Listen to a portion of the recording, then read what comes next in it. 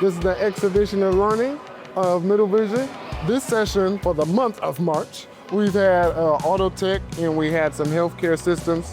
Today, the students are showing their parents and volunteers the work that they've done. So we taught kids, we worked on using gait belts and crutches, we worked on wheelchairs, we talked about the blood flow in the heart, and so they used syringes to see that oxygenated blood and unoxygenated blood. Then we cut open a sheep's heart and they got to look at the inside of the heart. We did a section on pharmacy where they got to count pills and had to figure out the medical math to it. So if somebody gets 2 pills 3 times a day for 4 days, how many pills do they need?